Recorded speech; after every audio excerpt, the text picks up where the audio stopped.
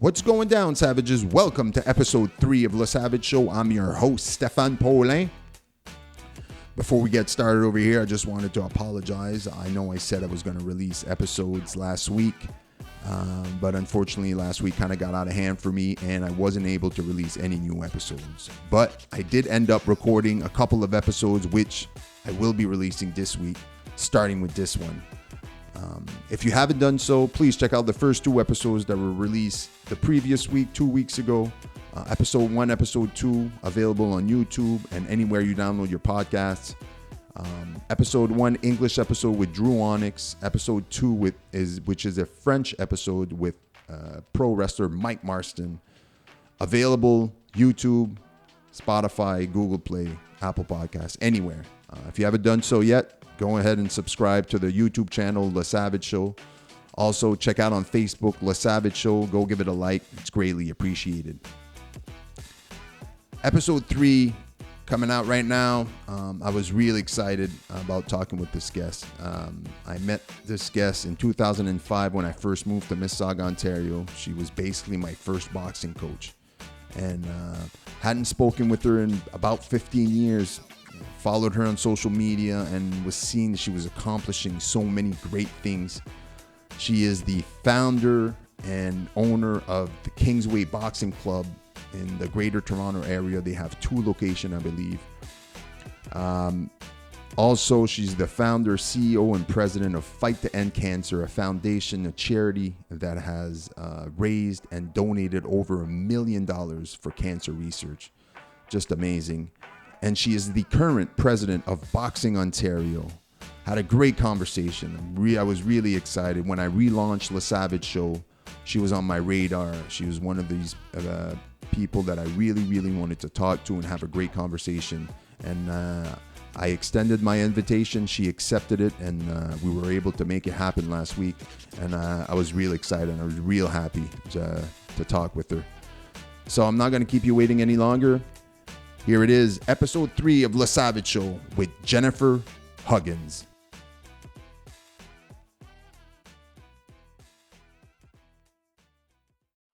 Well, first off, thank you very much for accepting my invitation to be on Le Savage Show. I greatly appreciate it. I am very happy to be here. Awesome. Well, welcome to my home. It looks amazing, by the way. Just to give a little... background to how we met for our listeners. You and I met in 2005. I had just moved from New Brunswick to Mississauga, Ontario, and I started working at Nissan Canada Finance. And you at the time used to give boxing classes during lunch hours at the head office. And I met you and I was like, oh, this is so amazing, because I just started boxing right before I moved to Mississauga, and it's something that I wanted to pursue. I met you, and then we started training together, and you basically became like my first quote unquote like real boxing coach. And I remember you introduced me to Virgil, mm-hmm. and then kept training for a few months, and then I transitioned to mixed martial arts. I did that for like 10 plus years of just pursuing a pro fighting career for a long time. That ended up with pretty much just me stopping injuries and stuff. And then while all that was going on, you in the meantime were you were like killing it. Like you went from, obviously there's Kingsway, the Kingsway Boxing Club, which you have 2 locations now, right? In Toronto. Yeah. So when I was working with you at Nissan, oh my gosh, I was running around from like one end of the city to the other end of the city, outside of like just, and actually to Montreal as well. Like it was crazy. So finally, it was just around that same time, about the end of that year, I decided that I had to open up my own spot. So it started with 1 location in my apartment, and then it went up to 2 locations. One was over top of a dance studio, or in a dance studio. And then I had 3 locations at one point. And then I've narrowed it back to 2 locations just to make sure. I mean, it's only one of me, so I gotta spread out only so thin. That's amazing. I've been following you on social media. Thank God for social media. You know, like I moved to Montreal just 2 years after I moved to Mississauga because I met my now wife, and you know, life continues. I moved to Montreal. I pursued my mixed martial arts career over here, but then social media became big, and I started following you, and I love following people like you because number one, I know you, like I've met you, you're a great person. And then I see you accomplishing and just crushing it at everything you're doing. I mean, uh, you obviously Kingswood Boxing Club, one thing, but then you started this foundation it's called, Fight to End Cancer. Yeah, I started. that's It's a charity cause. So we actually partnered up with a foundation, Princess Margaret Cancer Foundation. okay.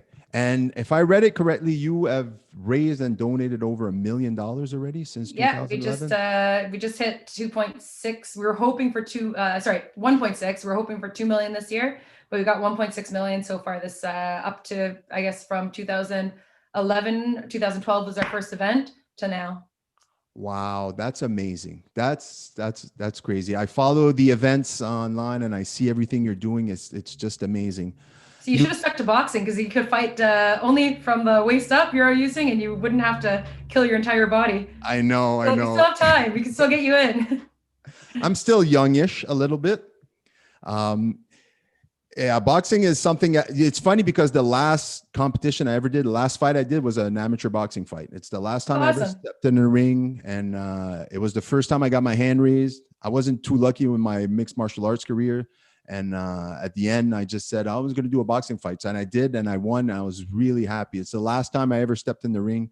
Shortly after, I kind of like called it quits because of injuries and certain things, and then different things. It's a hard life in there, man. Like I started actually off in Muay Thai, and I couldn't stick with it because my back kept on seizing, and it's a totally different. I call boxing a sport, and it's really a science. And mixed martial arts is definitely a science, but oh my God, it's fighting. We don't even call boxing fighting. We call it, matches. We call it bouts. We don't call it fights because some people do because that's what it looks like, but it's really they're bouts. It's a technical match. And when you take away all of the, limitations that boxing gives you, and you put you into cage fighting, would it be? I don't know much about, I'm going to sound like an idiot if I talk about no. Or any kind of like MMA. So I'll stick to boxing.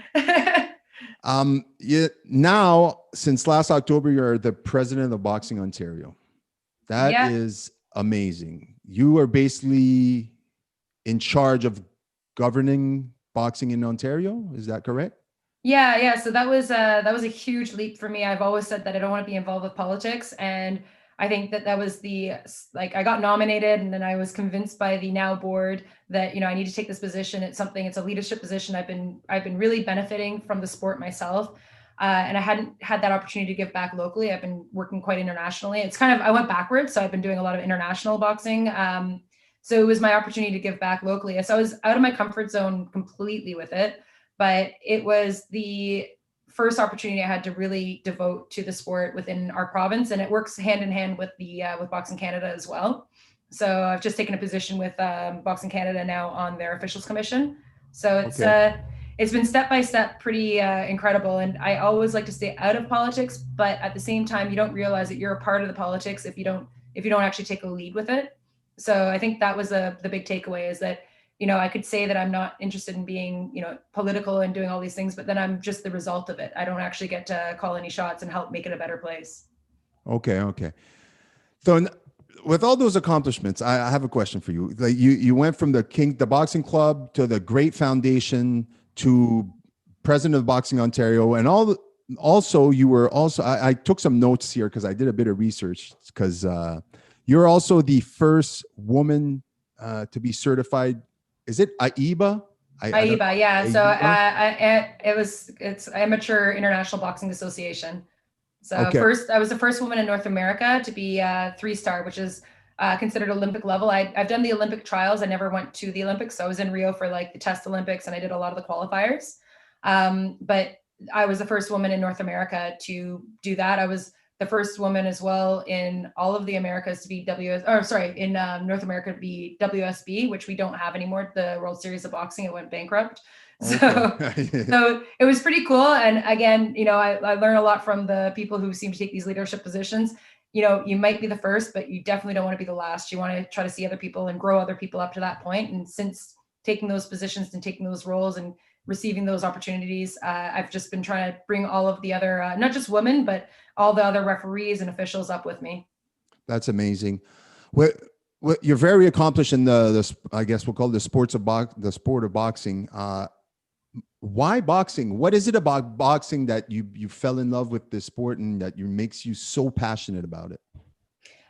Before boxing, I was a figure skater. So I was a competitive figure skater who arguably, actually, absolutely accomplished more in the sport of figure skating as an athlete than I did as a boxer. But the one thing that stuck with me from figure skating was my competitive drive. I absolutely want to be the best, the top that I can be, but also the best that there is out there. So yeah, you can be all that you can be is a great thing. But for me, if I saw other people beside me that were doing better and accomplishing, greater things, I always wanted to be that, next level. And with boxing, I think part of the draw for me and what's kept me where I am, it's a very humbling sport. You're never at the top. When you're at the top, you only have down to go. So, it's a very interesting dynamic for someone like myself, someone who's as competitive as I am. I fell in love with the sport actually, I started off in the sport and I found myself, with that competitive drive, that need to be fulfilled. It was being fulfilled.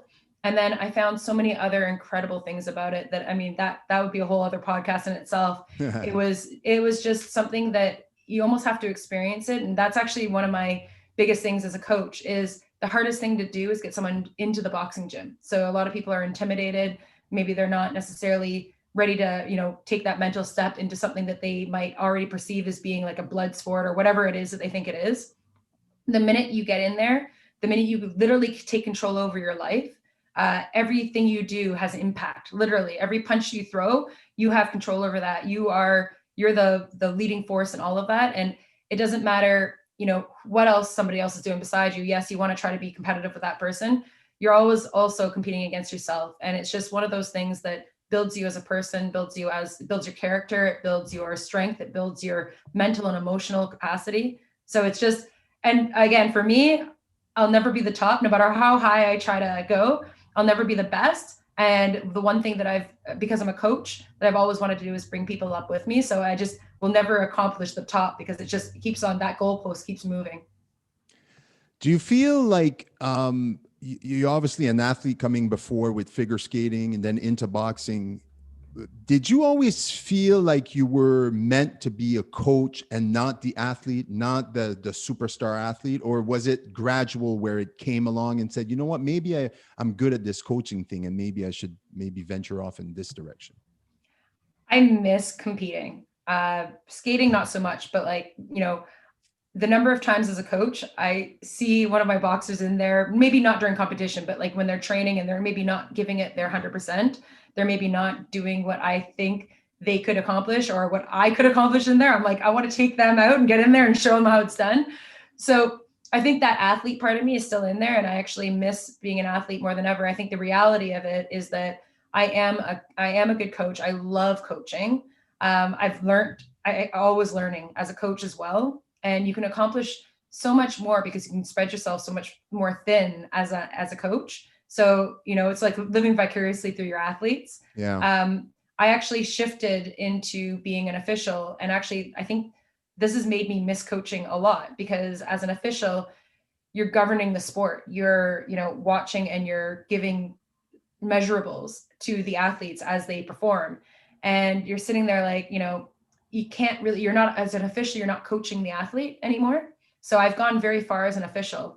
And it's made me really miss being able to not just give someone a measurable in what I think or what I've been able to, do as a judge or as a referee, but actually take that and translate that into coaching. So I think it took me shifting away from coaching a little bit to really appreciate how much you can do as a coach. So I think being an official, like in a high level official since 2014 at the international level, has really taught me what it means to come back. And especially locally, I can really translate a lot of that back into being a coach. And that's what really gave me that, I guess, feeling of knowing I am a coach and I really want to give back to the sport and to the athletes.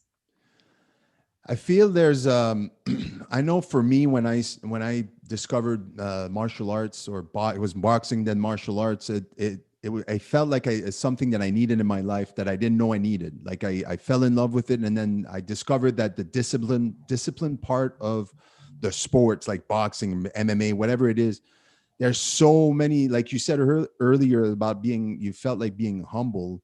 Like I remember the first time I walked into an MMA gym, it's exactly what happened. And I felt like, oh, like I felt like I was a bit entitled when I was like in my mid 20s, and like, oh, life will just happen. And then martial arts happened. And I was like, oh yeah, no, you got to work hard in life to really accomplish your things. And then it gradually started building up in me. And then now I'm 40 and I've got all this experience and I've learned so much from all the different disciplines that I've done. And, I'm never really coached, but I've, dabbled in it, and I have certain people, there's something about coaching somebody or showing somebody a new thing or a new skill. Like you said, like the hardest thing is to getting people in the gym, like just come and do the boxing and you'll fall in love with it. I don't think I've ever heard of a bad story, a bad ending to anybody that ever tried to box. Either if it was for competition or for just to get healthy. Like it's great. Like I watch your videos and I watch your students, and it's like it's just so positive. There's so much positive return into sports and into the in martial arts, the same thing. I don't think the one thing I don't think you do is I don't think as an athlete, until you start coaching, or even if you work that coaching, we actually, for our athletes, work coaching into their training, because until you have to teach something, you don't really understand it. So until you have to explain the same technique to hundreds of different people, or even 10 different people who learn in 10 different ways, you realize, and that's what's so humbling about the sport, even as a coach, it doesn't matter that you understand it. To try to translate that to, different people who learn in a different way is a challenge in itself. So you're right. It's so humbling. It's not something that even as an athlete you can experience until you coach, until you really try to coach. You learn what you actually really know. Yeah. Because if you can't convey that, then it's really how does anyone else know that you know it, right? Yeah, exactly. You said something that you went internationally. You were an official in like Rio and all those places. I saw the list of all the events you did, and then you came back here. And then I don't know if it was shortly after, but in last October you became president of Boxing Ontario. Did you notice any differences? And did you bring a lot from being all away in those different countries? And you saw how they did things over there and how it was governed, and then you brought it back here. Did you see there was a difference or like a big gap to fill in, let's talk Ontario, but in boxing Canada in general? Yeah, it's interesting. Like I actually went away from what was happening since 2014. I was working outside of Canada for the majority of my time. When I was here, I would try to, do some local shows, and definitely if I was invited to do some national level shows, I would do them. But I actually didn't really get the opportunity to see how Ontario and how Canada did things until now. So I got to collect a lot of observations from a lot of different countries, and I saw how they were doing a lot of different countries, how they didn't necessarily do everything, because I wasn't necessarily always in those countries, and we kept away from a lot of the politics of the specific country we're in. But there's simple things like, for example, the Irish national team. They don't just have their teammates and their coaches. They have as many boxers as they have traveling. They have those team members who are actually analyzing. And I think it really sunk into me when I was driving up a mountain in Bulgaria, and somehow I missed my bus because my flight was late. I think I was a day late for that tournament. And it was a European Games, I think. And I was, by some pure chance, because they usually keep the officials separate from the coaches. Okay. By some, chance, I was in the bus with the Irish coaching team, but they weren't just coaching. They were actually like the analytical team. And they were telling me as a referee what my style, like, oh, we really like your style. I'm like, oh, cool, thanks. That means a lot coming from like the Irish national team. But what really caught me was they said, you really like the, you really appreciate the counterpunching. You don't, just see them as a person being defensive. You see the beauty. And I'm like sitting there, okay, cool. And they're like, as a judge, they were actually giving me different things that I did. And I'm sitting there like, I was just in awe that they knew these things. They're not just paying attention, and they're paying attention not because they care about what I'm doing. They're paying attention because they need to know how to fight right for that bout. If they have that judge, if they have me sitting around the ring, they know now how to coach their team. They have me in the ring. They know that maybe I'm maybe not as strict as, some people. I'll try to help make sure that the boxer is not being penalized, but, are they really doing something on purpose? Are they, if I stop them and I caution them, are they going to correct that caution?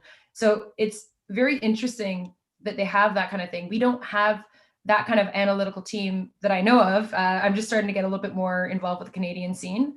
But it's amazing to see how all the different countries work in different ways and work together. And I think that now coming back to Ontario, there's only so much I can do at the national level, but I'm definitely trying to implement some of the unity that I've seen across the board. And not every country is going to be perfect, but you've seen a lot of different countries that have different systems that seem to really work for them. And I think that it's not fair to completely compare because we have very different economical situations and totally different political situations. So you can't look at how Cuba or Russia are doing things and say, oh my God, they're doing things so great. Meanwhile, we don't have the same kind of system, and we can't, because we also have a lot more freedoms than some of the other countries have. And, it's just definitely something that we can learn from and take bits and pieces from. So I'm definitely trying to implement where we can. And, whatever I can do to help out Canada would be really awesome as well. I know that any combat sport is a difficult journey, venture. I know that certain countries are known to be, to produce athletes. Like, for example, if you look at Cuba and you look at the boxers they've produced this and the amateur scene and on the professional scene, but even with their, their wrestlers, like Olympic wrestlers, they're the same thing, and I listened to this mixed martial artist once on a different podcast, and he was from Cuba, and he was basically saying like you were in a camp, basically you're all wrestlers, and people that lived on the first floor would eat 2 meals a day, and the people that lived anywhere else, you ate 1 meal a day. And if you wanted to eat 2 meals a day, then you had to perform in the practice, and they build these guys like hard, and there's a reason why they build some of the best athletes, wrestling. Other countries, like you said, like if you look at Russia and other places, like internationally, they're so different in the way they deal with their athletes. Like here, I find in Canada, you get, it's like people sign up when you're young and then you kind of grow up in the sport. And I find that a lot of countries, maybe it's like, well, it's my only option. What am I going to do? I'm either going to do something else, or maybe I could be good at boxing. And then they go into boxing and it's really rugged. It's really rough. I respect tremendously the athlete, but also the coach. Like you mentioned something like that caught my eye, was like, the Irish team, they basically knew who you were, and they adapted their coaching style depending on who was the ref, who was the judges, and they were able to coach their team. Like that's a lot of, do you see, like you obviously said, we maybe we do that a little less here, but do you see from the time you've been in boxing, have you seen the growth in the sport just here in Canada? Like how much of a difference is it from 10 years ago to now? Like, has it grown as a sport, or has it stayed stagnant mostly? You ask different people different things. And I think if you look at our medal numbers, because those are measurables, they've definitely gone down. Why are we not doing as well internationally as other countries? For example, Cuba. It really stands out as one of the countries in our continent that is doing incredible things. And really it comes down to, I think, the support. I think we have the same level of talent. We might not have the same kind of drive, different demographic. You're talking, we've got so many options here. We have too many opportunities in Canada. You got a kid who's busy doing hockey and, cross training with boxing, loves the boxing, but, is tired because he went to hockey the day before, or that same day he's going from hockey to music we have too many options here in Canada. And, did that change? What has changed? I'm not sure. And I'm actually still trying to decipher that myself. And I think that Boxing Canada truly wants to see, that's one of our strategic planning, at even the national and provincial level, is to see measurable numbers go up, see the medals go up. And we're obviously doing something wrong if our medals are going down and we're not able to produce the same number of athletes. Now I see them. That's one thing I can say is I've been all over the world now, and I've seen some of the top athletes right here in Canada. I've judged or refereed or coached some of the best boxers. So really, I think it comes down to what is the major difference in the other countries. And I think that comes back down to support, probably financial support. Our athletes, if they go centralized and they go move to Montreal, which is where the centralized platform is, they have to drop everything, but they also have to pay to live, pay their rent and pay their coaching. Well, the coaching should be covered by a certain amount, but pay their rent. They, in some cases, that boxing here in Canada, especially for women, they don't start until a little later. Mandy Bourgeois is our one of our top female boxers right here in Ontario. She went to the Olympics in Rio, but for her to be centralized and move to Montreal, she has a baby. She has I think a 2-year-old baby. She can't take her baby and her husband and just leave everything and move to Montreal because this is her life here as well. So unless there was going to be financial coverage for people to eat, I mean, it's not just. And then on top of that, it's centralized into a French-speaking area where, if you don't speak the both languages, how are you going to get a job?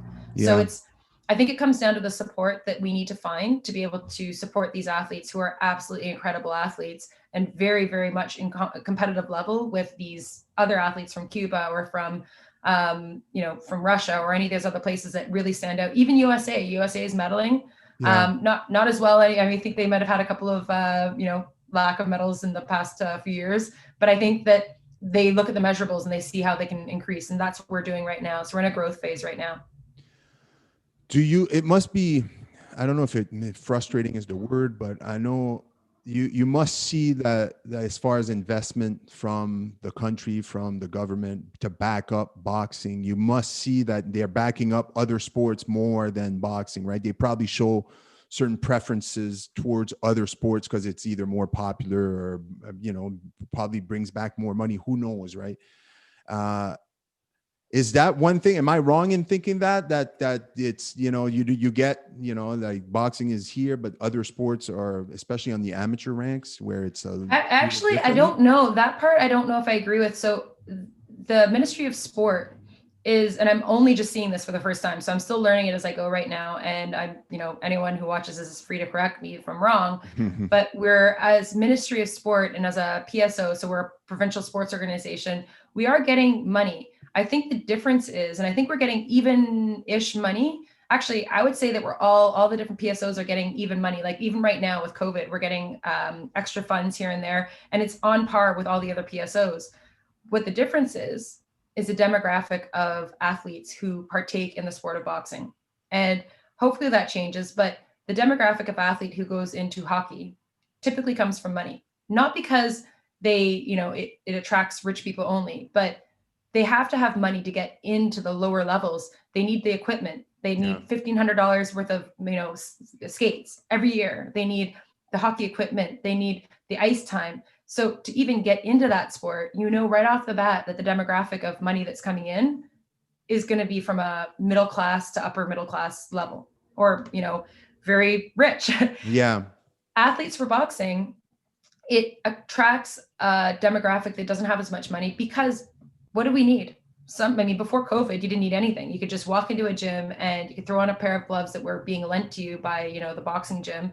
And you could the coach could see where you're at. And zero, some gyms and a lot of gyms outside of Canada. We have a couple of not-for-profits here, but Ireland, for example, they're all not-for-profit. I mean, you're looking at some of these kids come off the street, they got no money and they're able to do the sport with literally nothing. You can use a laundry bag from your, you can use a tennis ball. Like all of the equipment we use is much lower in cost or no cost at all. So I think that the money is actually coming in fairly from the government. If you look at sport, we could definitely use more money. I'm looking now at what arts and entertainment. They get a lot of money. They get 6 times the money we get. But I think as a sport, we're getting money from the government. The support needs to come more in probably through sponsorships. So we need to attract more people to our sport so that our athletes start getting sponsored and the private money starts coming in a little bit as well. And I think that's something that needs to change very soon.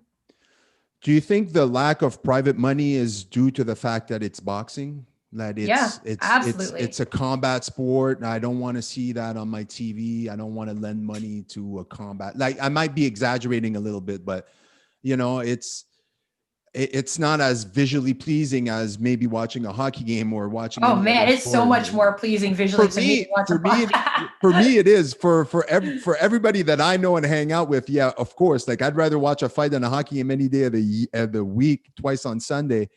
But it's I guess I don't want to say there's a stigma, but it's you like you said, like you it's weird how you need nothing to start boxing. Like pre-COVID, like you could just walk into a gym and just go, hey, I want to learn boxing. They'll be there, there's gloves there, let's see what you got. And then bing bang boom, you're in. Oh, I can't afford it. Let me help you out, whatever, this is how much. But in hockey, you got all this equipment. You got hey, mom, I need new skates. Hey, mom, I need new pads. Hey, mom, I need new this. Oh, we're going on a road trip. We got to rent hotels and stuff. And I feel like sports like boxing and martial arts, it not only, obviously you learn a lot from sports, any sports, but I find that there's so much life lessons that I've learned through combat sports that I would have never learned otherwise. I find it not, I wouldn't say a shame, but I wish that it was just more popular, like way more popular. Yeah, we have to do, I think that's the job that someone like yourself, something that I can do. I educate people. I think the number of kids, the youth programs I've got now, making them fans of our sport, making them true fans, not just like coming in and trying it out, but actually, them meeting. Like right now we've got a young athlete from Ireland, from the Irish national team. That's why I'm learning a lot about what they do. Okay. He was a international boxer for Ireland. So he's working out of the gym right now. And just the kids knowing who he is. If he goes back and fights right now, they're going to want to watch him. They know who he is. So the athletes have to be a little bit more engaging, probably the ones who are doing big things. They have to become a little bit more ambassadors of the sport so that, make friends, teach people who you are so that they want to watch you on TV. And then I think that the DAZN, I don't know if you watch DAZN, has fights on right now. Like I would say boxing, it's in its heyday for media attention right now. People are really watching a lot of it. So maybe the perception around it needs to change. We need to build more fans. We need to build them right, because I think boxing is the only sport people get into and try before they've even watched a fight before. The majority is like, I mean, when you get into soccer, when you get into hockey, you've watched it before. You know the rules of the game. The athletes who get into boxing, a lot of them have never even watched a fight before, and they don't even think to, but they don't even know the rules. So I'm advocating for people to understand it, take the officiating course. We've just opened up our course in Ontario to all of Canada. So we can create judges and officials across the country, and educate them. So this is not just for officials, educate the coaches, but then the coaches educate the kids educate their parents, and then create fans. We need to create more fans. I remember when I got into mixed martial arts, it was a big boom, and when we talk about, maybe not in the just like everyday culture, but in the combat sports world, like MMA became this big thing because of one reality TV show, and then it blew up. And for a while there in the combat world, boxing was offering, they didn't have many superstars, especially in the heavier weights. And it was a lot, I found it dwindled in popularity. Now I can see a resurgence. Would you agree? Like in the last 2 or 3 years, like you're starting to see more superstar and more people being more vocal about the sport of boxing through social media, obviously. But you got guys like Tyson Fury and Deontay Wilder and all these pros. And then you start paying attention to, the amateur ranks and all that thing. Do you notice a resurgence in popularity, and you think it's on the uptick? Like, is it in the right direction, you think, at least? Yeah. There was a lot of hate on for the Conor McGregor and Mayweather fight. I think that actually really helped bring some the popular attention, people who'd never usually watch boxing or MMA, to watch a super fight that made really no sense to the boxers. But it did a lot. It brought a lot of people in. I think the major problem, people used to watch boxing all the time. People who never would have even wanted to step in the ring would watch, the Tyson, Mike Tyson, the Ali days, George Chuvalo. We have a local hero. He's alive. He's kicking. He's still fighting his way through life right now. God bless him. He's got, dementia, and he's really struggling, but he's sitting there ringside at pretty much every fight. We've got these legends. And I think the major difference is that it is growing in popularity, but people can't follow it very well. I'm going to put a bit of a stick in this one, because it bothers me. Heavyweight in pro used to be heavyweight, and you knew who the big players were, you knew what it was. And there's so many weight classes, so many belts, so many things happening now. They just decided to introduce, WBC just introduced something called Bridgerweight. What is Bridgerweight? To me, I'm like, what the hell? I'm so confused. Like, number one, it's hard enough to keep track of all of the different fighters in different weight classes. Now you've got heavyweight, that is, going to be in I'm not even, I've barely read anything about this, but WBC is now introducing bridgerweight for the guys who are just a little too heavy to fight the guys who are 260 pounds. So 200 and, I don't know, 26 pounds or something. Again, don't quote me on it. Look it up on Google or something, what this thing is. But bridgerweight, why? And I know they named it after, it's got a great name. They named it after a kid who got attacked by a dog and he protected his sister. I don't know if you saw that. I've seen that. I've seen that kid. Yes. Yeah. So they named it after him. Okay. They named it after him, but I'm sitting there like, what is going on? Like, why? And I already have a hard time. I love boxing and I have a hard time knowing what belt is which and where is what. And now they're going to create a whole new weight class to create a whole new belt, and they're going to call it bridgerweight, and you can move up to heavyweight. It's like, no, guys, like we have in boxing, in amateur boxing, we have heavyweight and super heavyweight. If you're heavyweight, you can make 201 pounds. If you're super heavyweight, you're over 201 pounds. And that's how super heavyweight and 202 up to, actually, Virgil fought a 300-pound guy one time. It was great. Wow. It was a great fight. Anyone. But actually that guy's a great coach. I can't remember which club he's out of right now, but we still stay in touch. So the end of the day, it takes away, it's a slap in the face. It was actually Verge talking with me about this the other day. It's a slap in the face to the people like Mike Tyson, who fought the big guys, who showed his worth, who was knocking big guys like that out. Why are we doing this to our sport? It's going to make it confusing, hard to follow. And when something's hard to follow, people don't follow it. So we're starting to get that momentum. We need to be careful that we don't lose it based on confusing people. I always thought that there was too many weight divisions, too many champions, too many WBC and all the different WBA, IBC, IBF, like what? I can't keep track. It's hard to keep track as a fan. Like I've always been a fan of boxing. The first combat sports I fell in love as a young kid. Obviously, I didn't fall in love watching boxing. I fell in love watching boxing movies when I was a kid. I became a Rocky fan when I was a kid, and I saw this, and then I made me want to look for Mike Tyson. I became, look at boxing on TV. And back then it was 80s, 90s. It was, you look for the heavyweight. Like I didn't even know any other, I knew a few guys in the lighter weights, but it was Tyson, it was, Holyfield, all these guys. I just feel like there's too many weight class. Am I wrong in this? Do you think that if there was, instead of adding weight class, there would be removing weight class? It would make it a bit easier for the casual fan to kind of pay more attention, and that it would give them a chance to create maybe more superstars?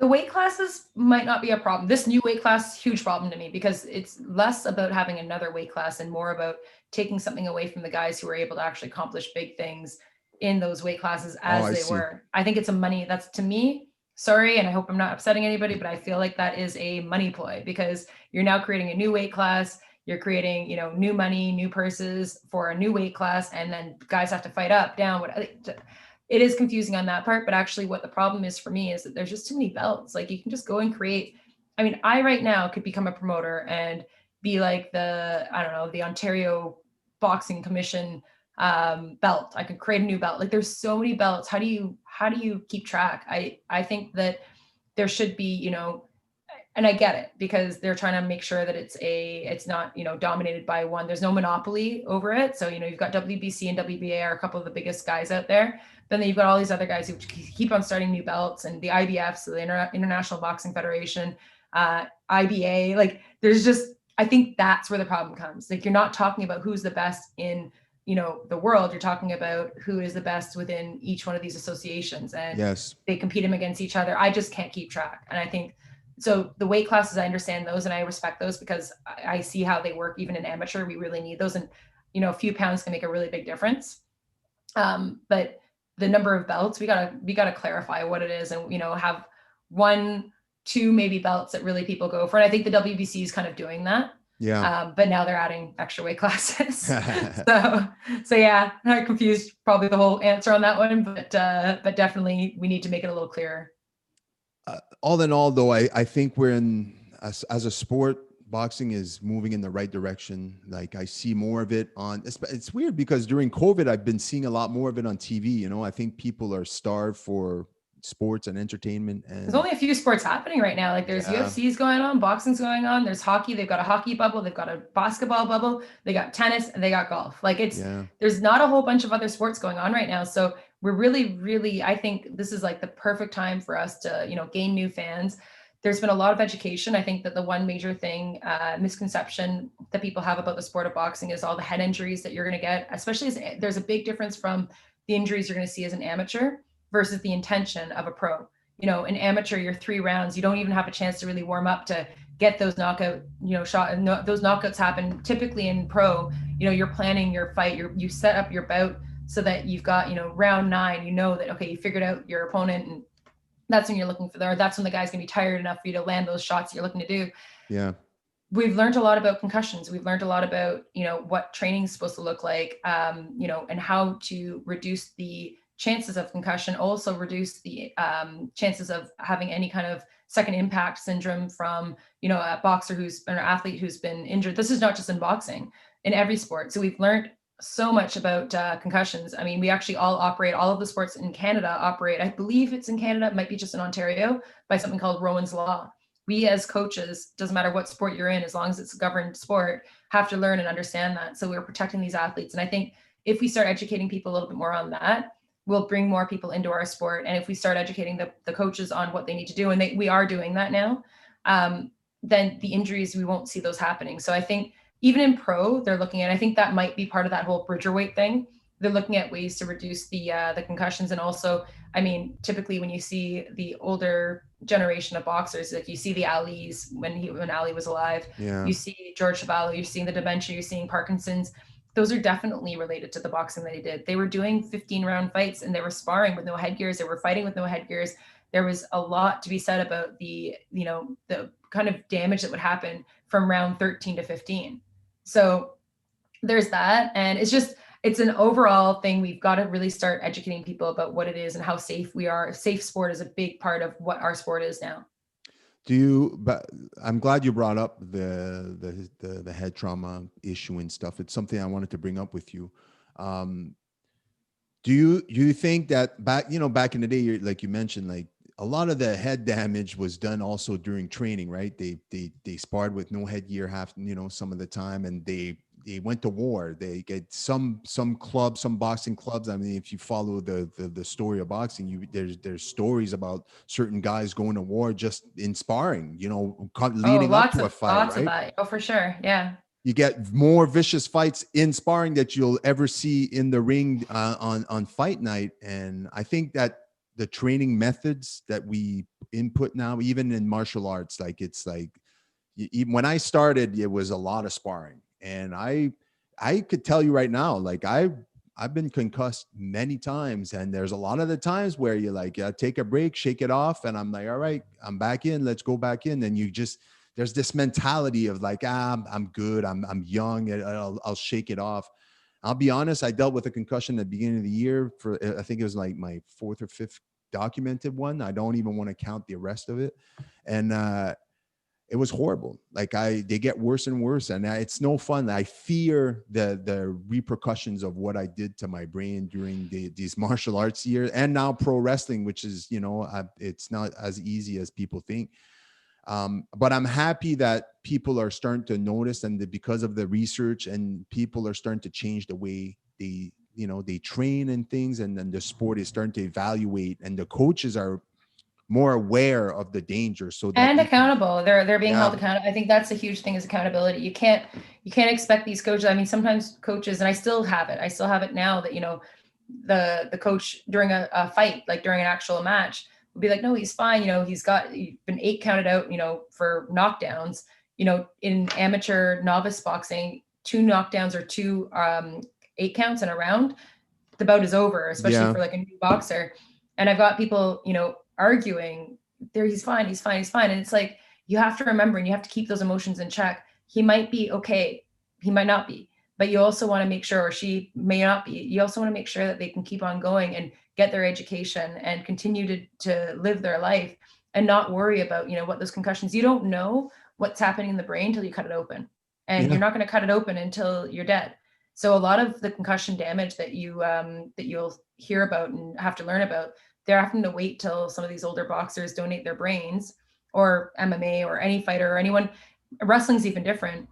If you're referring to like the wrestling, like the typical standard wrestling, The deprivation of oxygen to the brain is another one that you can't measure that and what the effects of that is on the brain until you cut it open. So it is really good that we're educating people. It's great that we've implemented a lot of safety protocols at the pro level. We're starting to do it a big, well, I say I'm trying to stay away from the pro stuff, but it's important to start doing that as well. And during training, like we're implementing, so in Cuba, gosh, they don't even use headgears. They don't need them. Cubans don't get hit. It's amazing. I did my training for my international, my WSB, so World Series boxing training. I did that in Cuba in 2014.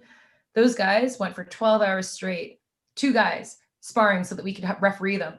No headgear, slippery, just moving. Their defense is on point, but they also do something called, we call it tap sparring here. So like tagging. So you don't have to hit someone to know that they're open. You don't have to get hit hard to know you're open. Yeah. So it's like playing tag and like literally tap sparring, or some people call it slap sparring. So, you're actually like literally slapping the guy. Okay. You're not going to knock the guy out. It could hurt, it's still going to sting, but you're not going to get brain trauma from, tapping all of those, because, and then sometimes the kids are like, even now they're saying, oh, I need to spar hard. I need to go really hard. A lot of the new age coaching, the clubs, and even some of the guys who are doing pro, a lot of the guys are not going hard until they're getting ready for a fight. We don't. So, and our guys are doing great. They're fine. They're amateur. We do amateur. We don't do pros. So I can't speak to the pros, but why take that trauma? We're even implementing virtual reality now. So, you can see, I tried it myself. It's actually pretty cool. So you put on the goggles and you feel the punches, like they come through as vibration, and the blocking's not perfect. Instead of being able to block properly, you're like, you have to block with your hands in front of your head. So that's not great, but they've implemented it at the national training camp. So that's something that so you don't have to get hit hard. You don't even have to get hit to know if you're open. It's pretty incredible what technology can give you and how much longer your life can be in the sport and in general. From making sure that you take care of your athletes and making sure you take care of yourself. I wanted to ask your thoughts on cutting weight. What are your thoughts on guys like really depleting themselves before? It's like, let me ask you, amateur, it's weigh in the same day, right? Yeah. So amateur, you can weigh in within, in the morning, for example. A lot of the amateur club level competitions where it's just like, club against club, they'll weigh in 2 hours before their match. And you'll still see people cutting weight, especially for tournaments. But this is, again, part of concussion protocol, and concussion training teaches the coaches and teaches the athletes the damage that that's doing and the outcome. So simply put, when you dehydrate yourself, which is all you can only, when you're cutting weight 1-2 days before your match, you're only losing water weight. Yeah. The first place you're going to lose water weight from are your organs. What is an organ? What are your main organs? Your brain, your liver, your heart. You're weakening all the things you need to be a successful athlete. Now you've weakened yourself. And this is why a lot of guys try to fight lower weight classes. They try to bring themselves down so they can re-drink, rehydrate, and get that punching power back again and their water weight back again. But in an amateur, especially, I wouldn't recommend going crazy for pro, but I see how the pro can work it out because they have time to rehydrate and get their brain rehydrated. When you've got a fight happening that same day and you're amateur, or 2 hours later, and you're trying to dehydrate yourself, well, now you've got a dehydrated brain, which has no more cushioning anymore. And any hit that you get, all a concussion is, just imagine like, a ball suspended in my hands here, is you get hit. Doesn't matter if there's a pillow or a, headgear against you, you get that ball there, you get hit, it slams up against the side of your head. And that's a concussion right there. And this is what's happening in a brain that's been dehydrated. It happens, there's no cushioning for you to absorb that impact. So there's no reason in amateur, I've been telling some of our fighters this as well, walk around within 10 pounds of the weight you want to fight at for tournament. And within 2 months or, the month leading up, if you can cut that weight properly, then great. If not, then you have to fight up your weight class. I'd rather see you fight healthy and with a good brain in your head, with a good heart and with a good liver. These are the spots you're getting hit, right? Yeah, exactly. So yeah, cutting weight we have to be really careful. And I wish they would be a little more careful in pro too. I've seen a lot of, so some of the injuries you're looking at, concussions are one, subdural bleed. So when you hear about a brain bleed, those things will kill you. I'm sure if you watch boxing and MMA as well, there have been fighters in our very recent history who have been killed by those kind of repercussions. Maybe not right in the ring, they don't die, but they end up with brain bleed and they pass away, or they end up with a life altering, they end up in a coma. And it's just so avoidable. And it always, always, always has to do with dehydration. Yeah, I read about that correlation a few years ago, how they mentioned how like the brain, you dehydrate yourself, your organs dehydrate and your brain dehydrates. And that's why they seem to find more brain damage in the lighter weights than in the heavier weights, because you don't dehydrate yourself sometimes. And if you're a heavyweight, you don't cut weight, you just show up at 2:30, you're like, let's go. Yeah. But I mean, I've been in mixed martial arts. I find it's even, I don't know how it is in boxing, but I know mixed martial arts. I've seen guys that walk around, like I used to walk around at 200 and compete at 185. So, and I would always try to stay within 10 to 12 pounds, like 3-4 weeks before competition. And then I would gradually, and the first few times I fucked it up, I sucked at it. So I was stuck. Oh shit, I got 5 pounds day before, sauna suit, let's go for a run.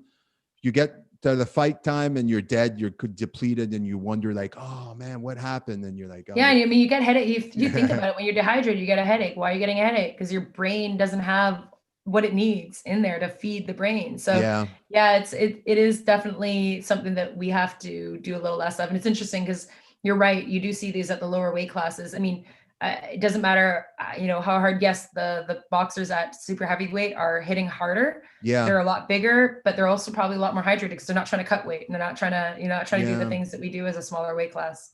I think they did a research and they say it takes about 72 hours for the brain to fully rehydrate. So even for the pros that cut weight the day before, like even though they are rehydrated, maybe body wise, muscle wise, certain organs don't rehydrate completely for like 2 to 3 days. I mean, you can imagine the trauma. You go through a 12-round fight, right? Not only are you battered and bruised, but your brain and your body inside has to keep fixing itself from something you did.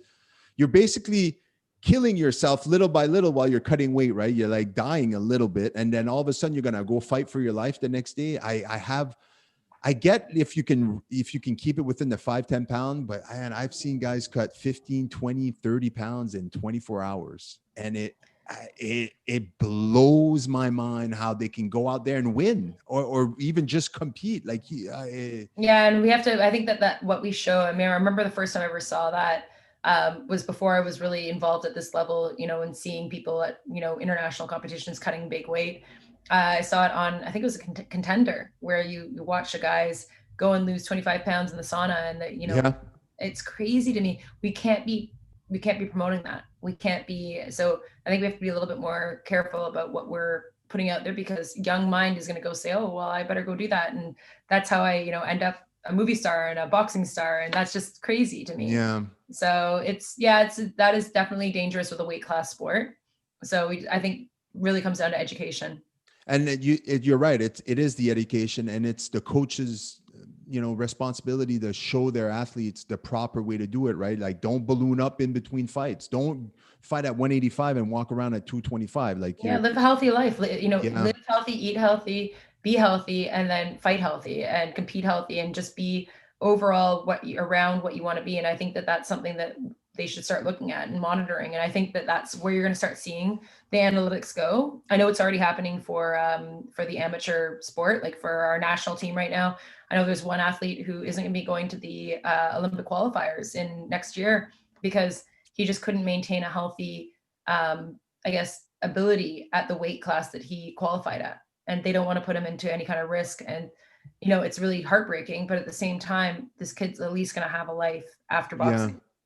It's nice that they look out for athletes, because I'm sure in a lot of sports, they would just go like, I don't care. I'm making money off this guy, so I don't really care what he does on the side. Like, I'm glad that you have people that are smarter now, that are in charge and governing the sport, that they actually look out for the athletes no matter what. You're like, yeah, you're at that weight class, but you ballooned up to so many, like, you can't fight at this weight anymore. It's yeah, we have to start looking after, and I know they have similar protocols in soccer. Like, soccer is actually probably, I mean, we're talking about concussions in boxing, and it's very few and far between in amateur sport that you'll see a concussion. Yeah. However, in amateur boxing, in like soccer, they say like women's soccer, young, like 13, like under 13, are the ones with the heaviest concussions. So now they have protocols where I actually just met someone on a plane coming back from one of our tournaments, and she's like, I think she was one of the head team coaches.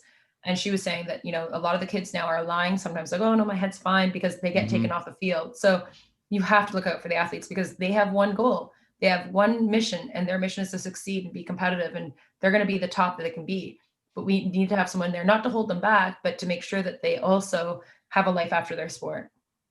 Yeah, because I think it's important also for these young athletes for them to realize like there's only a small percentage that end up making a living off these sports. Like you can go far, you can go far amateur, you can be champion, but to make a living for the rest of your life, you know, and then to turn that around when you're 34 and say, okay, I'm retiring. Let's face it. Like if you're an athlete, mid 30s, if you're lucky, or late 30s to 40s, you're still an athlete. I mean, nowadays I say that, but there's a lot more older athletes now because of the, you know, technology and all the different types of training. But I think it's important for these young... Not steroids. No, I'm joking. You know, a little bit. And roids.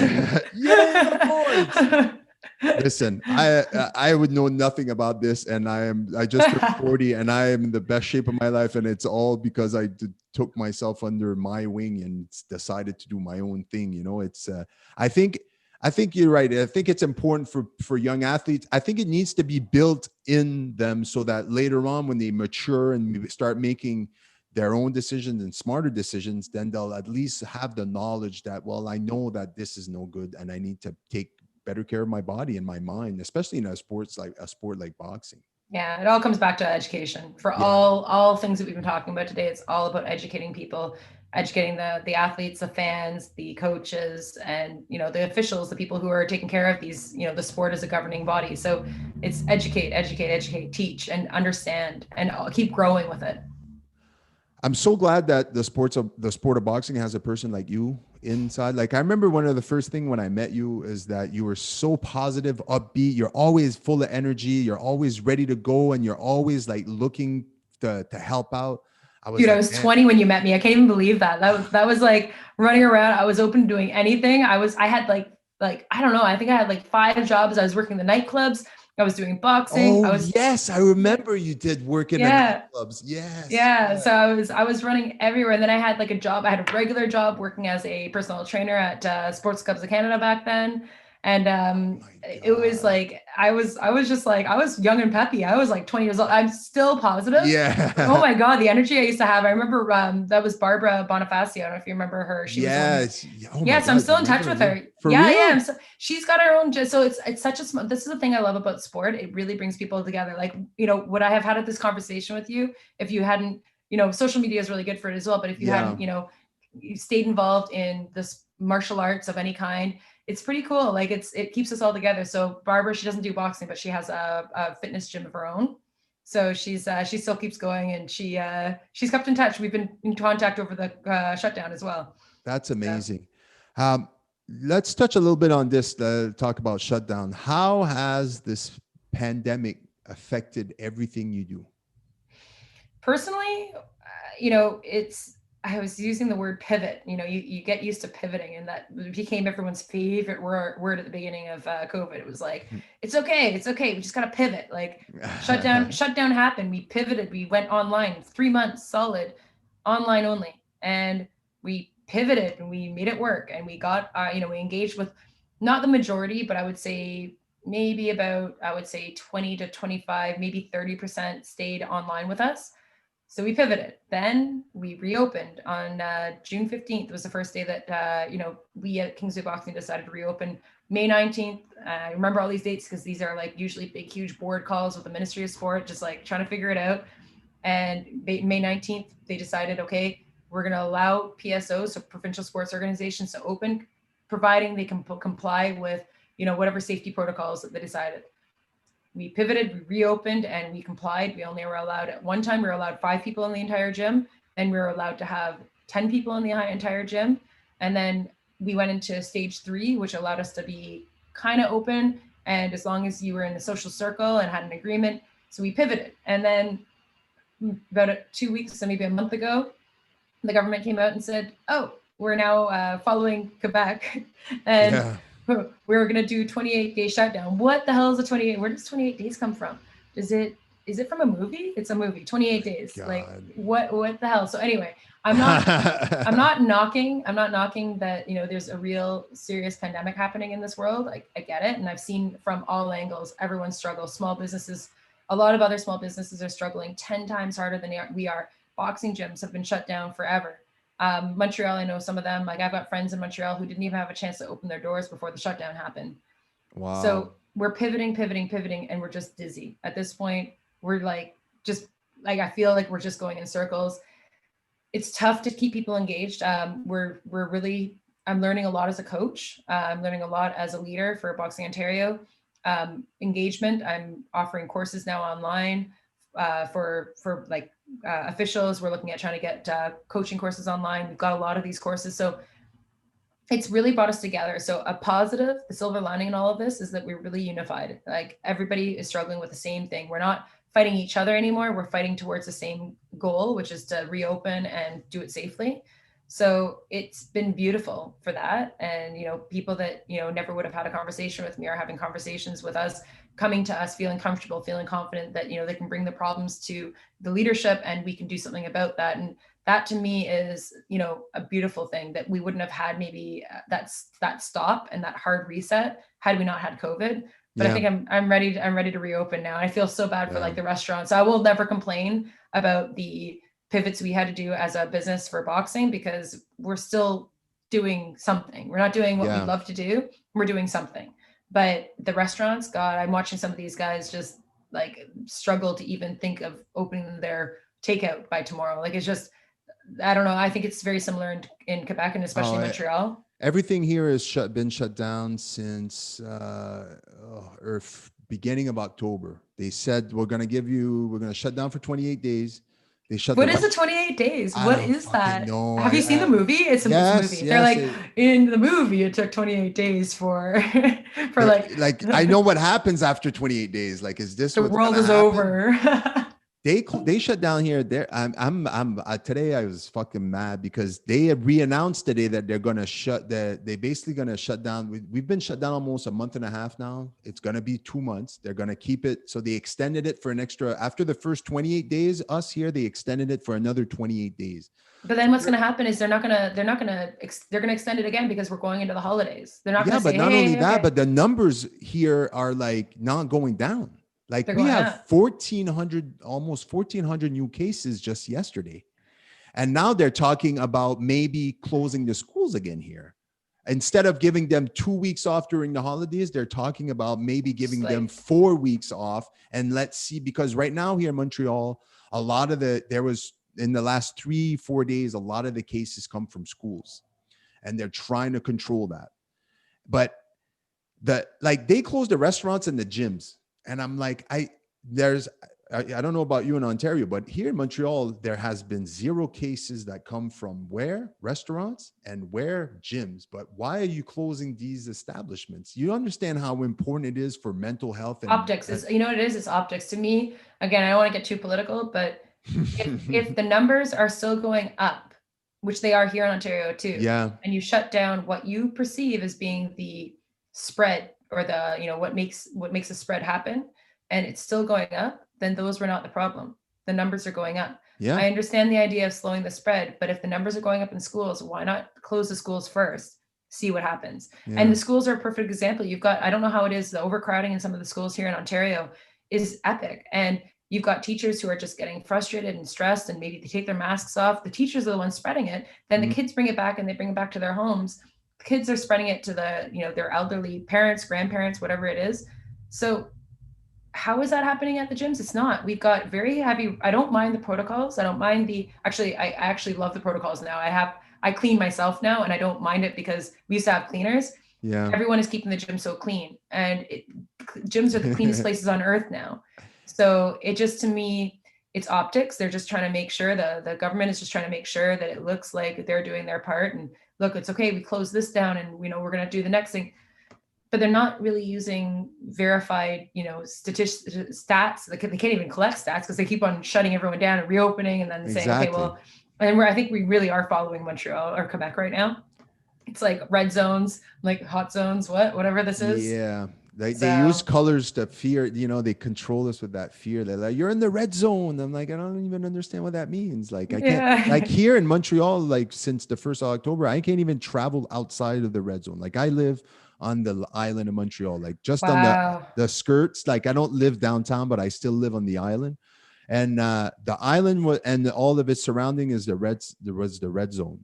And I couldn't go outside of the red zone. It was recommended that I stay in the red zone. So if I wanted to stay outside, there's a chance that I could be reprimanded for leaving the red zone. And It's now you can't crazy. even have people over.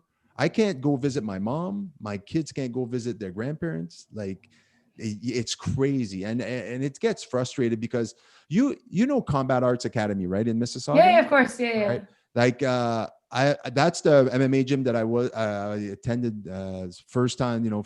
Joey and Edgar Sock, yeah. over there.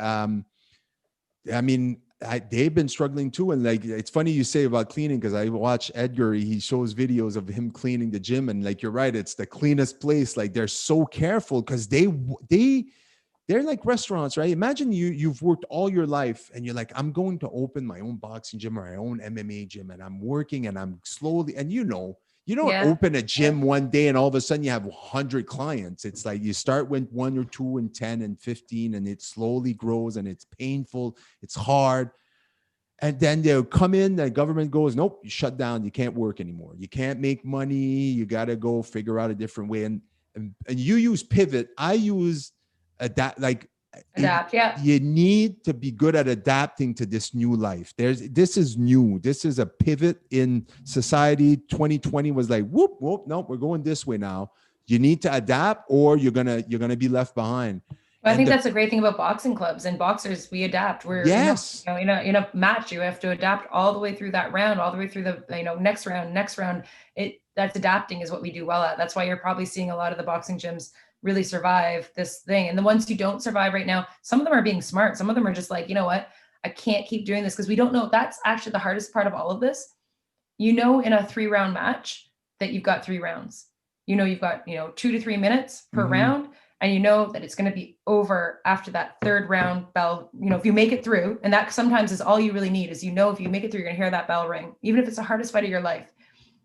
Right now, we don't know when any of this is going to end. We don't know when the government's going to put the power back in our hands to make the decisions. We don't know anything. So it's like you're fighting your way towards this like abyss. Like you just keep fighting, Yeah. and adapting and adapting. You're right, adapting. And I think the only thing that we're struggling with as a boxing mentality or combat mentality is like, you got to know where the final round is. You got to know where your goal post is. So you can keep on fighting, keep on, finding that spot in your heart. So we have it. I'm not feeling depleted or defeated. I just feel like, my gosh, when are we going to get that control back? When are we going to get that, or at least the illusion of control? We never really had any control. Yeah. I think it shows something I was talking to my wife about earlier is like there's an illusion of control and freedom sometimes, and in times like this, a lot of these I hate using freedom because I feel I sound like I don't know, but there are certain things that are taken away from us that we can't really do or say anything about it. Like we're just left to either adapt or pivot or just go along with it until they can go, okay, we're good to go now. You can go back to living your life normally. But are we ever going to be given all the same freedoms and all the same thing back? Like it's hard as a government, once you take something from people, to just give it back and go, here's all your freedoms back and we're good. We don't need them anymore. Like I think that's the problem with leadership in general. It can be really abused. Power corrupts. You hear the words all the time, power corrupts. And I think that's the one thing that I've always kept in the forefront of my mind with, even though it's very micro compared to when we're talking about, Canadian politics, but, the politics of sport, it's so easy to fall into, hey, I've got the power. I can say no, to that boxer going and representing at, the nationals or whatever. I have that power.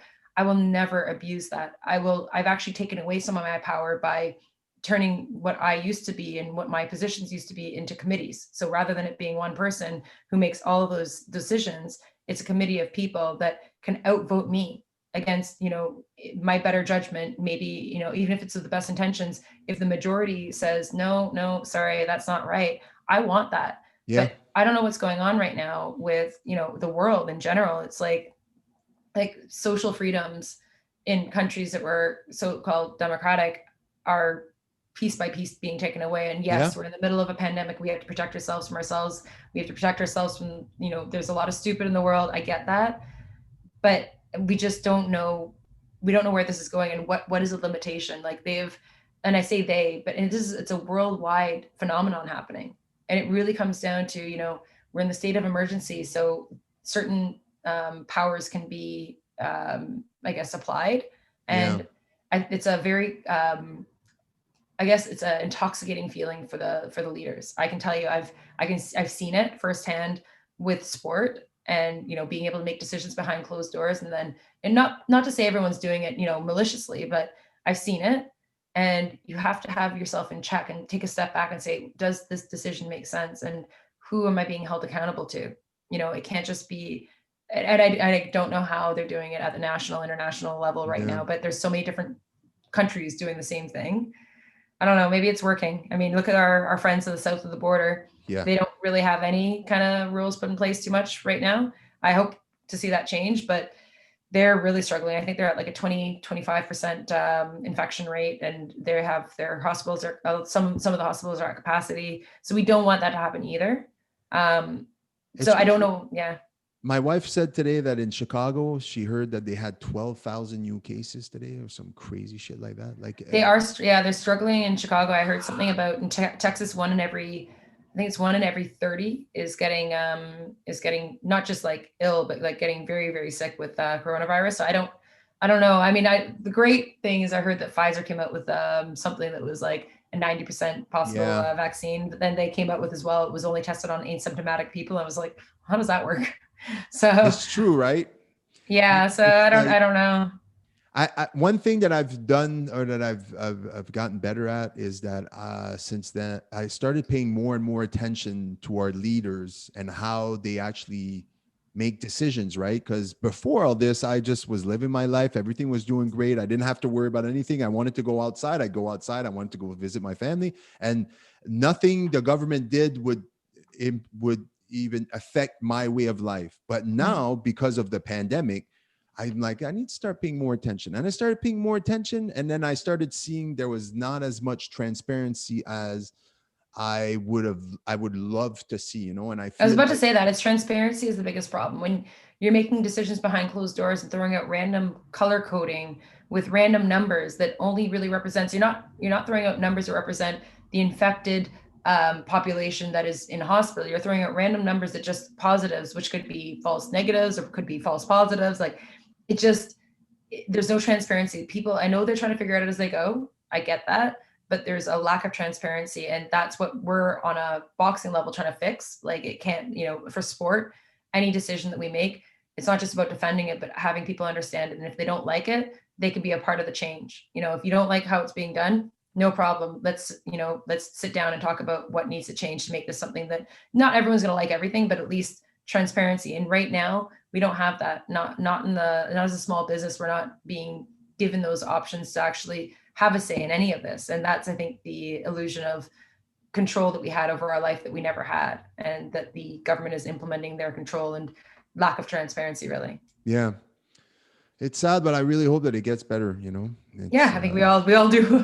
It has to. Like that's my wife says. She's like, like in 10 years, like we're not going to be wearing masks. You have to think about that. I'm like, I know, I understand that, but sometimes it's hard to see over that mountaintop, because right now we're still going up, and like you said, like we're still learning so many new things, and there are certain countries like the United States, like they have nothing under control. Like there's cases are just ramping up, and they're in trouble, and unless leadership, obviously seems to be a change in leadership now, and may hopefully a change in how they govern this thing. But I'll never go into politics. I can tell you that. This is the most political I'll ever get, is working with Boxing Ontario.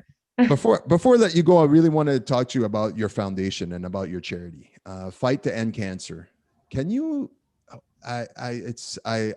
It makes me so happy. Like I see it, and I've read how much money you've raised. Like, how did this get started, and why? So, I mean, like everybody, we've all been touched by cancer. I think that was the catalyst behind me deciding to fight to end cancer. But the idea of giving back to the community was kind of the driving force. So I was taking so much from the community, having a business, being successful. I mean, I was 5 years when I started Fight to End Cancer. It was 2011, so I was about 5 years into my business, and it was going well. And for me, going well, I was paying my bills, I was paying my rent. I had, the same people I started with and more, and it kept on growing. And I actually had this really guilty feeling that, gosh, like without these people that are investing in my vision, investing in my business, investing in me, I wouldn't be here. So it really came down to when I first started Fight to End Cancer. It started actually as an idea, as something that was like, okay, I need to give back, and how am I going to do that? And secondly, how am I going to use boxing to give back to the community? How am I going to show people educate people on what boxing really is? So I thought, all right, well, let's do something. And again, cancer was definitely a theme that was affecting someone that I was really close to. So I was watching that fight, never realized how much of a fight it really was. You hear people, talking about, I'm fighting the fight of cancer, fighting the good fight, but until you really witness it, which hopefully some people, hopefully you've never had to really see firsthand what it is, the emotional, financial strain that it really, even though we're in Canada, takes on the families and takes on the individual. And it's a pretty insane thing. So when I started the first year was 2012. It was really tough to start this because I had this concept, I had the idea. I'd been involved with a couple other events. You've heard of the one that Trudeau fought in Ottawa. It Yes. was Fight for the Cure. So he fought in my friend's event. And I was like, okay, it was still a different theme, but I wanted to do something similar. So when I started it, I had to beg people to fight. I had Virgil was my corporate fight, and I couldn't find anyone to fight him. I had to get amateur fighters to fight on the card. It wasn't really super corporate. And I begged my friend from Cafe Dimitri's, which was a franchise here in Toronto for desserts. So he ended up fighting Virgil, and then it was just filled with amateur fighters. I had to beg the media. The media was not interested in promoting what they called a blood sport. So I had lined up a media sponsor that was supposed to be worth around $5,000. Actually, it was supposed to be $50,000, so that I would get like proper media attention. And they said no. At the end of the day, they gave me the attention to listen to what my idea was, but they said no, we have to be careful our image, and this is a blood sport. And I was like, no, that's not what we're promoting here. So from 2012, it kept growing, and now we have people who are applying, and we were up until this year, we had about 60 to 70 people apply for the position of Fight to End Cancer fighter. So the concept's very basic. Take 10 people who've never boxed in their life before. That's actually one of the criteria, is they've never boxed, never competed in any kind of combat sport, and get them to go from 0 to 100 and to actually compete in a sanctioned Olympic boxing match, or Olympic style boxing match. And then they have a minimum raise of $10,000 that each boxer is supposed to raise. Some of them raise 10,000, some of them raise upwards of $40,000. Wow. It's pretty incredible. Yeah. And they do it in the process of doing that, they educate people on what they're fighting for, the importance of fighting to end cancer and giving to cancer research. And also we also give directly to cancer care. And then as well, they educate people on boxing, like the beauty of what boxing is and what they can accomplish. And honestly, taking a couple of shots, it's a hard thing, but it's nowhere near as hard as, what happens when you are fighting cancer. So it's a pretty beautiful relationship, and it's a pretty beautiful thing that we're able to do through the sport of boxing.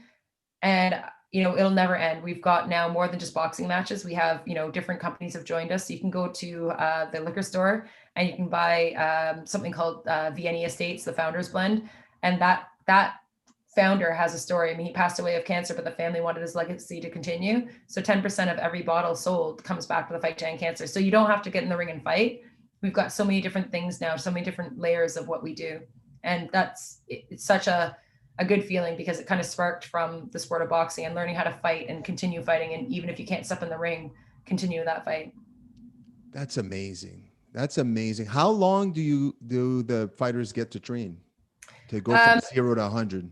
So, I mean, we encourage people to start training at least a year in advance, but then we solidify the team 6 months in advance. So, you try out, you make sure that you're, really like it. We give everybody opportunities to bow out of the event, because we don't want them backing out on the day before or the day of the fight. Yeah. So we do it in steps and stages. Even the sparring, for example, like the actual contact sparring doesn't happen until 3 months before the actual event. Before that, it's all technical training, learning how to be a boxer, learning what boxing actually really is. training cardio conditioning, because even if you know how to throw a punch, even if you know how to block a punch, if you're too tired to keep your hands up, you're not doing anything. So it's about a 6-month process once we select the team, and it's pretty incredible. And the hardest work of it is not the boxing, it's the fundraising, because you're begging people to fight for something you believe in. And, I'll talk to any of the fighters, and getting in the ring was definitely mentally and emotionally, strenuous, but the lead up and the fight to end cancer, to really literally fight to end cancer, was the most tiring part of it for a lot of people. Wow. It's just great. I mean, you use boxing, and then you found something and you created this foundation. I'm amazed that people sign up. They're like, yeah, I want to do this, and that I still have people applying right now for 2021's fight. I'm like, oh my God, we don't even know when it's going to be, because we can't figure it out with all this shutdown stuff. But it's like, I'm really impressed too. I think that it's pretty amazing the life it's taken of its own. It started off as my fight. It was something that was important to me, and very quickly became everyone else's fight and why it's important to them. And I don't define it for them anymore. They define it for themselves. So I think there's something to be said about, yes, I founded it, but I've let everybody else direct it to where it's going to go. And that's why it keeps on growing. Do you only have the people raising money that fight on the fight card, or do you add like either other amateur or professional bouts on the card? Yeah, so on the card on that actual event, the fighters raise money. But as I was saying with the sponsors, so we've got wine companies that throughout the year, like right now you can go to the store and buy alcohol that's going to fight to end cancer. You can go to do boot camps at other people's gyms that also give a percentage or all of the funds they bring in from that one class to fight to end cancer.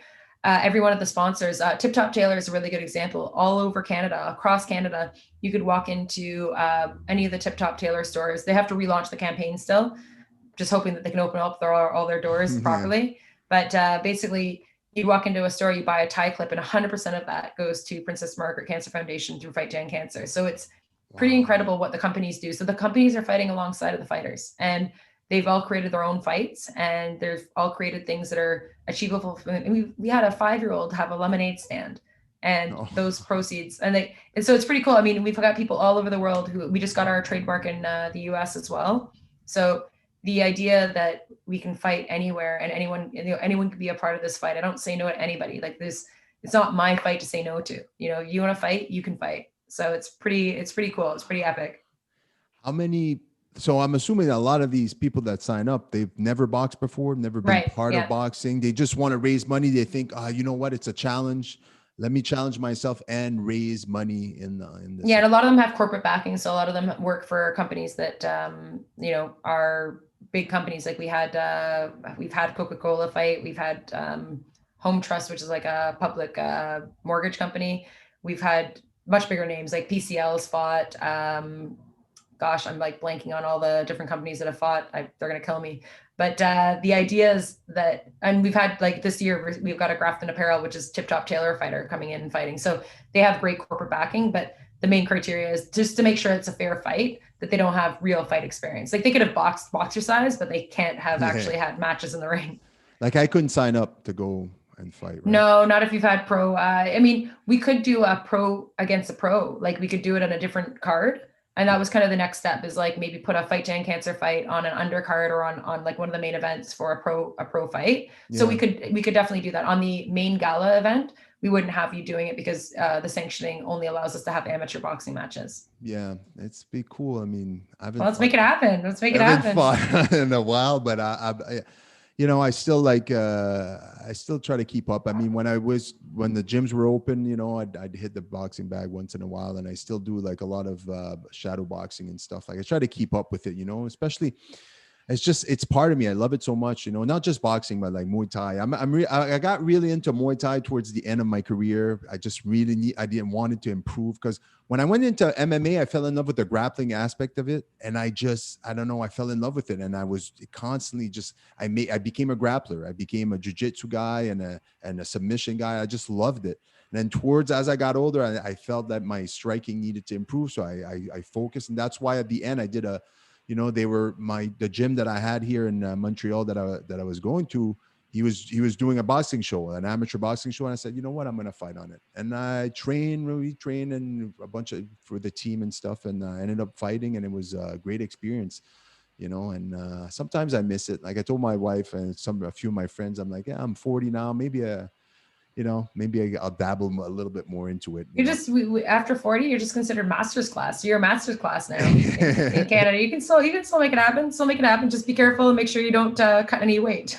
Yeah. Oh yeah. No. The last time I fought, it was like I fought at 190. Like it was an amateur fight. I didn't want to cut any weight. Like Good. That's perfect. Yeah.